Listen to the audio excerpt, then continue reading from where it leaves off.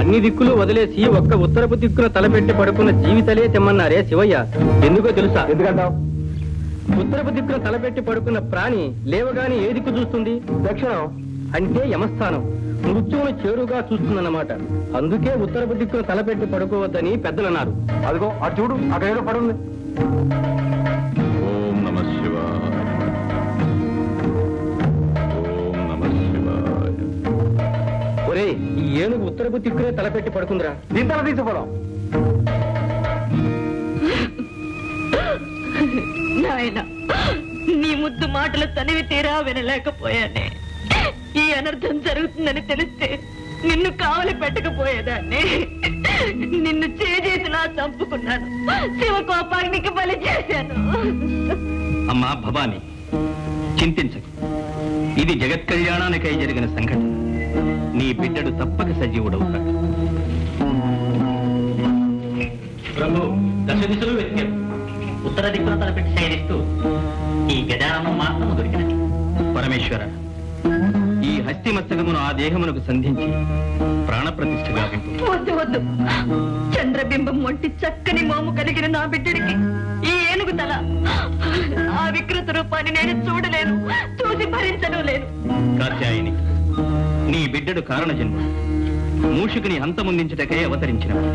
అవునమ్మా, ఆ మూషికుని చంపుటకు ద్విజన్ముడు దిరూపుడు కావాలని కదా దైవ నిర్ణయం. ఏనుగు తల విజ్ఞానానికి సంకేతం, మదించిన బలానికి.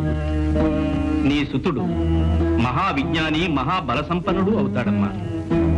అంతేకాదు, నీ తృప్తి కోసం ఈ బిడ్డడికి కామరూపం ప్రసాదిస్తున్నాం.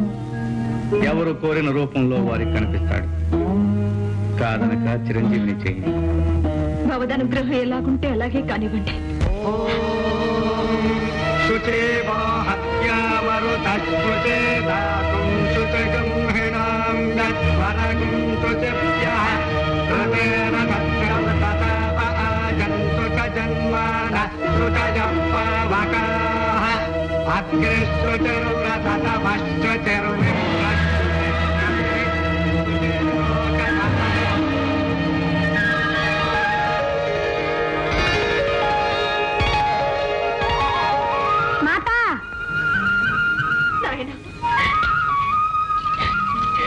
చిరంజీవి,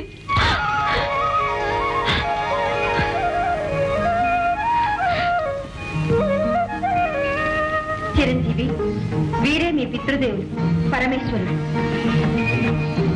వందనాలు. శ్రీరస్తు. వందనాలు. శుభమస్తు. వందనాలు. జయము.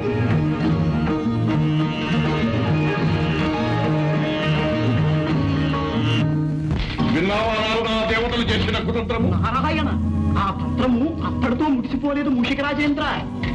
గజాసుని వంతు అయినది, ఇక నీ వంతు కానున్నది. ఏదో నీ శ్రేయోభిలాషిని